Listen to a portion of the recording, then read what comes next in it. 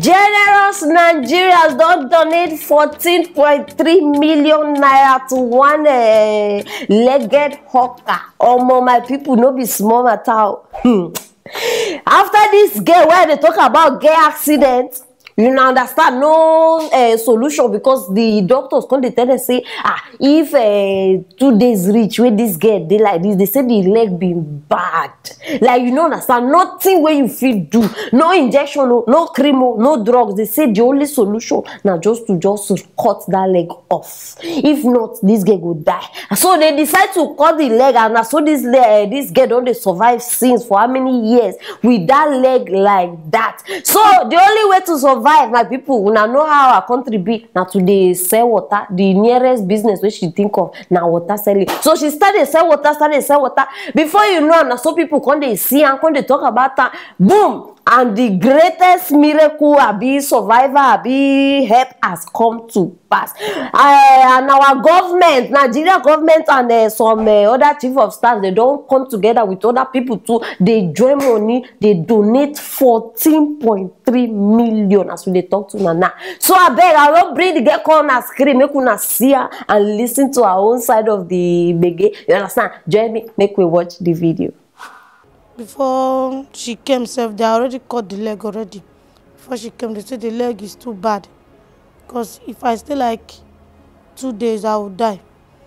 Before they cut the leg. After then, my grandma take me to the village Kogi to stay. As I stay with her some time, looking at no help, nothing. I just traveled to Onitsha. That is 2016. I am 20 years that time. When I started selling pure water, be sending my grandmother small change, be keeping my own. Before that, my grandmother just called me that there is a guy that is interested in me, that I should come. When I went to Kogi, she said that this is the guy. But the guy said, you take care of me, I will not lack anything. After that, the guy take me home to his place in Aingba. When I'm pregnant, the body not even care for me. It's me that is feeding myself with the pregnancy. The hospital bill, I'm the one. Everything, I'm the one. There is a man that saw me in hold up. And there is one trailer that's coming to come and hit me. The man just saw me in that hold up that. Why am I selling pure water? I told the man my condition, I explained everything to him. The man said, okay, he will interview me and send it to his junior brother that is outside. After that, the man do the interview that day, that is February. He did the interview. I got home that evening, the guy called me, asked me some questions, and I asked him. He said that if 500,000 can reach me to start a business, I said yes. He sent me the 500,000 because I not tell my baby father, because I did not trust him. As they left, started asking me, so I have that kind of amount. I did not tell him. I said, no, it's not like that. I just will let the money complete before I will tell you, so that we will know what to do with the money. Started shouting, talking. I did not answer him. We just slept that night. Before daybreak, take my phone and my ATM and ran away. Before I went to bank access to withdraw the money, how much I remember is only 2,000 naira living in that account. And then since there, I did not see him again.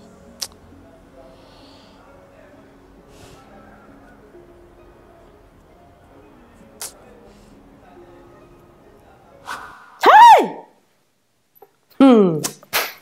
Who say God no day? Huh? Charlie, no be even this one be my problem. See, I am super happy. Una no go understand. This is a very exciting and sweet news. Yes, so, but the one way shock me now, way make me even push this thing. Hey, Chineke, my people. After this whole money issue happen, where they give her the donation, they give her this one. Una no go believe what happen next. Percy, in fact, this one now this one we they call August visitor. He ex-boyfriend, EXO, After a year say, this girl don't reach, they don't give her money, they don't. Now so he come, they say he come propose to Ramo. Say I beg. Say Chineke. So men una own dey una blood. So I beg, my question first of all be say, where this guy dey all this why? Before this help come up, before this donation, where this guy been dey, where he been hide before this thing happen? No be juju be this. No, una one time say this one no be juju, say na normal, natural way of life. You don't hear 14 million now. You don't come outside. She's my baby. She's my. No, money na something. No, money. It is only money that can make. What do I even feel describe? This one shock me. And the thing say where even they think now. Just imagine this guy no support this guy all this why. Or maybe even if you be the drum, you know this guy. Make I just die before they can say, you understand? You leave all this why. All of a sudden you don't become manager. You won't come manage the money where they don't give this guy. My sister, look well, oh. You say that your eye shine now. Okay, I not say you already don't shine this your eye, because for person in your condition to they do this kind of business, meaning saying you wise. So I know what may you form my hand. I beg, open that your eye where may we know whether now to come soak this money this man can't do inside your life. You understand? Very important. Now we get many opportunists. They go wait when you make them, when they don't hear say you don't they shine, they go there one corner. Some of them say, I just remember, person me they tell me say, Madam Aproko, now my friend, he say he get one friend we get money. And now, he say, before this in friend make money, in don't they see, he they see the vision, say, but I say in 1 year time, this guy go blow. He say he put one leg inside, he put one leg outside in case. Plenty people they like that. They go just wait. You understand? They go there one corner before you know. If you blow, they go come put their 2 legs inside. May no be saying I'm waiting this guy don't come do. Now my worry now be this. I made this guy no fall. I beg. Tori alone. I see how they beg. No fall for this one. For now way make this thing possible. I beg God will bless you now. Are they happy like this? You know, I don't understand. Not be every day we go they get some kind breaking news matter.